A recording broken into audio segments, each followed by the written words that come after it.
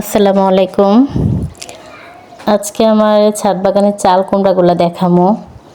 এই যে চাল কুমড়া যখন ফুল ফুটার আগে চাল কুমড়াটা দেখা যায়, তখন আমি একটা কাপড় পেঁচিয়ে রাখি, নয়তো অনেক পোকামাকড় এসে ছিদ্র করে ফেলে। তো যখন ফুলটা শুকিয়ে যায় নিচে, তখন আমি এরকম শপিং ব্যাগ পেঁচিয়ে দিই, যেন কোনো পোকামাকড় আক্রমণ করতে না পারে। তারপর এরকমভাবে আমি অনেক শপিং ব্যাগ পেঁচিয়ে রেখেছি অনেকগুলো চাল কুমড়ায়, তারপর সর্ষে, আবার বেগুন, অনেক কিছুতে। যে আমার এখানে 2টা চাল কুমড়া মাশাআল্লাহ একটু বড় হয়েছে। এর আগে একটা চাল কুমড়া খেয়েছি, আপনাদের মাঝে শেয়ার করেছি। আরেকটা চাল কুমড়া পাকিয়েছি, এখানেও আরেকটা চাল কুমড়া। এগুলা ছোট ছোট শপিং ব্যাগ দিয়ে একটু পেঁচিয়ে রাখি, তাহলে অন্য কোনো পোকামাকড় এটাকে কোনো ক্ষতি করতে পারে না। মাশাআল্লাহ শপিং ব্যাগের মধ্যে ভালো থাকে, যেহেতু শপিং ব্যাগগুলো পাতলা, বাতাস চলাচল করতে পারে, কোনো সমস্যা হয় না। এই যে এখানে একটা চাল কুমড়া, আমি এটাকে পাকিয়েছি, বিচি করব, তারপর আবার মোরব্বা খাবো এর জন্য। তো এইটা একটা শপিং ব্যাগ যখন দিয়েছিলাম ছোট, এই শপিং ব্যাগটা এখন দেখে চাল কুমড়োটার সাথে একদম অ্যাডজাস্ট হয়ে গিয়েছে, একদম টাইট হয়েছে। হয়তো চাল কুমড়োটা আরও বড় হতে পারে, সেই চিন্তা করে আমি এখন শপিং ব্যাগটা একটু বদলিয়ে দিচ্ছি। ছোট শপিং ব্যাগটা ছিঁড়ে ফেলেছি, বড় একটা শপিং ব্যাগ দিয়ে আমি পেঁচিয়ে রাখবো, যেন এটা পাড়ার আগ পর্যন্ত কোনো পোকামাকড় এটাকে ছিদ্র করতে না পারে, এর জন্য। তো অনেকক্ষণ খুব কষ্ট হচ্ছিল একা একা করতে। মাশাআল্লাহ চাল কুমড়াটা যথেষ্ট ভারী হয়েছে। তো যেহেতু আমি কোনো চার দিইনি, একটা তারের মধ্যে এই গাছগুলোকে একটু ঝুলিয়ে দিয়েছি। তো এর জন্য আমি নিচে কয়েকটা ইট দিয়ে চাল কুমড়াটার একটা সাপোর্টের ব্যবস্থা করেছি, যেন চাল কুমড়াটা ছিঁড়ে না যায়, গাছের উপরেও যেন কোনো একটা প্রেশার না পড়ে। এর জন্য কয়েকটা ধাপ ইট দিয়ে আমি উঁচা করে চাল কুমড়াটাকে এখানে প্রোটেক্ট করে রেখেছি। আর বড় ব্যাগটা দিচ্ছি, বড় শপিং ব্যাগটা, যেন চাল কুমড়াটা যদি আরও বড় হয় তাহলে এই ব্যাগটাই এনাফ হবে, ভালোই হবে। তো এইভাবে আমি একটু প্যাকিং করে রাখি। আমার পুরো ছাদ বাগানে এখন শুধু শপিং ব্যাগের সমারোহ।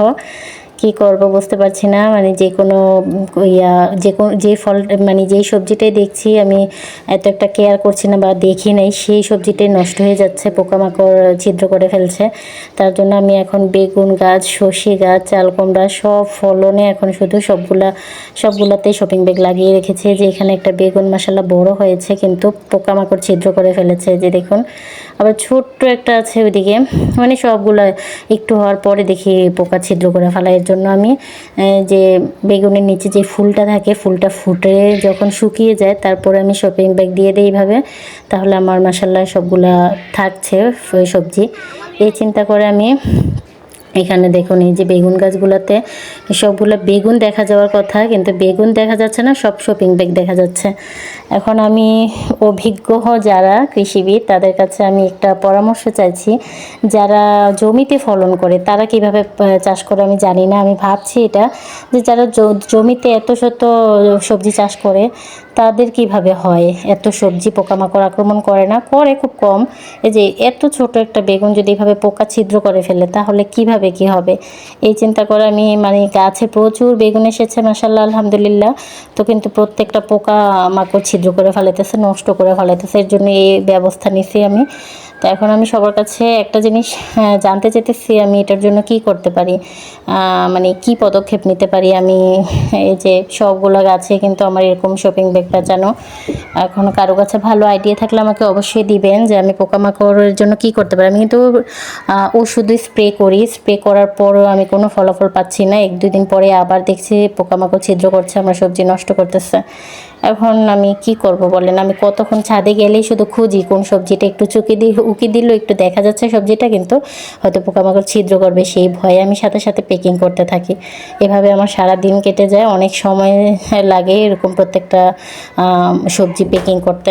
এখানে একটা বেগুন দেখুন, প্যাকিং করার পর কত সুন্দর হয়েছে, আর বেশিরভাগই বেগুন ছিদ্র করে ফেলাইতেছে, নষ্ট করে ফেলাইতেছে। এই যে এখানে এটা প্যাকিং করার কারণে অনেক সুন্দর হয়েছে, এরকম অনেকগুলো আছে। তো এই প্যাকিং করতে অনেক সময় লাগে, দেখতে হয়। যদি যেই বেগুনটা দেখি প্যাকিং করি নেই বা আমার চোখে পড়ে নেই, সেটাই নষ্ট করে ফেলায় যে কোনো পোকামাকড়। এভাবে আমার গাছে মাশাআল্লাহ সর্ষে আছে, সর্ষেও 2-3টা এরকম প্যাকিং করে রাখছে। আবার এখানে ড্রাগনের ফুল আসছে, ছোট ছোট ফুলগুলো ইঁদুরে খাইয়ে ফেলায়। এখানে মানে অনেক সমস্যা আমার ছাদে।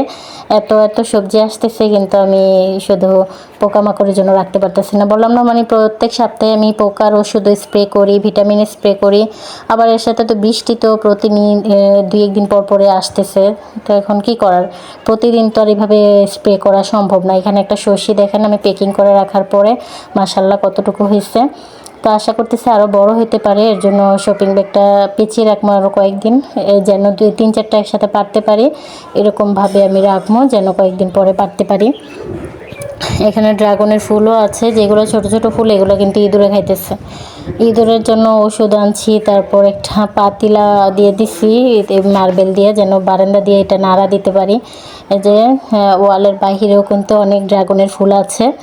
তো আসলে সবগুলো টিকে না, অনেক ফুল ফোটার পর অনেকগুলো ফল নষ্ট হয়ে যায়।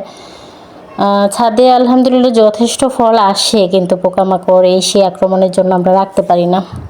তো আপনারা জানাবেন আসলে কোনো অভিজ্ঞ লোক যদি আপনারা থাকেন, জানাবেন এটার কোনো পদক্ষেপ কী পদক্ষেপ নিতে পারি সেটা একটু জানাবেন। আশা করব সবার কাছে। এতটুকুই। আল্লাহ হাফেজ, সবাই ভালো থাকবেন।